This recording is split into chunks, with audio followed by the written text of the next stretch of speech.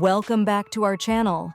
Today, we're diving into Docker and learning how to transfer Docker images between machines using the Docker save and Docker load commands.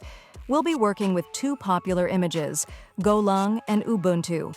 First, let's understand what we're doing. Docker allows us to package applications into containers, and these containers can be shared across different environments.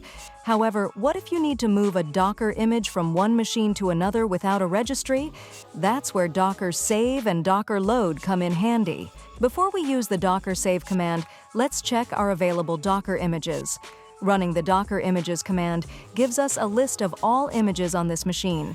We'll identify the Golang and Ubuntu images, noting their exact names and tags, as these details are crucial for the save operation. Now, let's explore the Docker save command. This command is very flexible.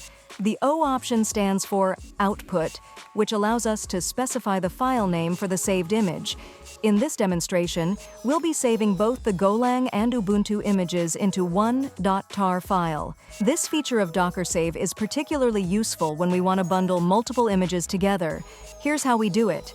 Docker save, O combined images, tar Golang, latest Ubuntu, latest. In this command, combined images.tar is our output file, and we're passing the names of both the Golang and Ubuntu images with their respective tags.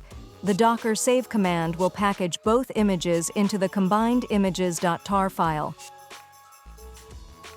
Now that we've saved our Golang and Ubuntu images into a single .tar file, we can transfer this file to another machine.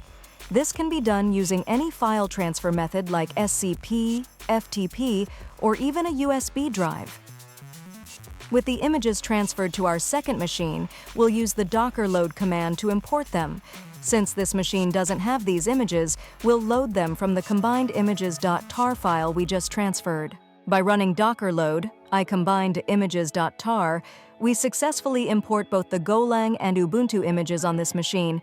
You can confirm the import by executing Docker images. And that's how you use Docker's save and load commands to transfer multiple images between machines, all in a single .tar file. This approach is ideal for environments without direct access to a Docker registry or for situations requiring offline transfers. Don't forget to like, share, and subscribe for more Docker tips and tricks. Drop your questions or experiences in the comments below. Happy Dockering!